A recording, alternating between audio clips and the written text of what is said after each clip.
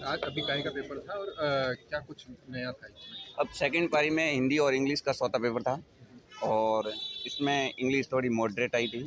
Passage और translation थोड़ा hard था और बाकी ग्रामर बराबर थी और हिंदी एकदम बराबर ही थी और पेपर एकदम मॉडरेट तरीके से आया था और बाकी पैसेज वगैरह उनके विषय एकदम शानदार थे। अच्छा, ओवरऑल अगर अपन देखें तो 2 दिन जो एग्ज़ाम हुए आपके 4 पेपर हुए, क्या कुछ रहा इस बार, कुछ विशेष रहा? सर बता दें कि अब आरपीएससी है वो यूपीएससी के पैटर्न पर जा रही है और आलोचनात्मक और व्यवहारिक क्वेश्चनों पर ज़्यादा फोकस दे रही है, तथ्यात्मक क्वेश्चनों के मतलब की बजाय।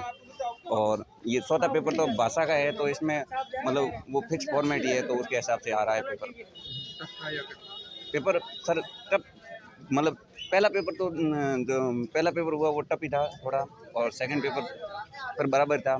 आज पहला पेपर हुआ है वो थोड़ा टफ था और चौथा पेपर मॉडरेट कह सकते हैं अपन, टफ तो नहीं कह सकते हैं। आपका नाम?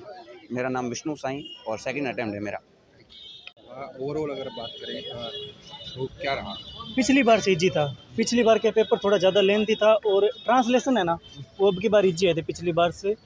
और वैसे देखें तो पैसे तो पिछली बार जितना बड़ा ही था, लेकिन ओवरऑल रूप से देखें तो टाइम में उसके वाला था। ये नहीं ज़्यादा टाइम बाउंड नहीं।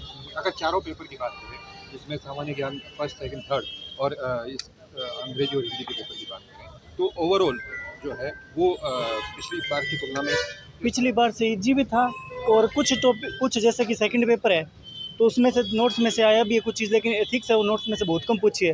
तो यानी जो एक एनालिटिकल पेपर ज़्यादा हो गया उतना नहीं रहा है अभी। सीधा जो टीप कहते थे ना, वो सिस्टम नहीं है अभी। थोड़ा एनालिटिकल रूप से जैसे कि यूपीएससी की तरफ ट्रेंड जा रहा है थोड़ा रटने बहुत। वाला सिस्टम। हाँ, कम हो गया रटने वाला अभी।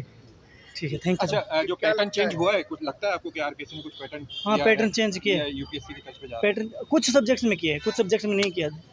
जैसे छोटे सब्जेक्ट्स में तो ये क्या करें कि डीप में बहुत जा रहे हैं, तो इस बड़े सब्जेक्ट पे ध्यान नहीं दे पाता स्टूडेंट, और छोटे सब्जेक्ट में डीप में जा रहे हैं तो उसका इतना फिर वेटेज कम है और सिलेबस बहुत वास्ट हो जाता है।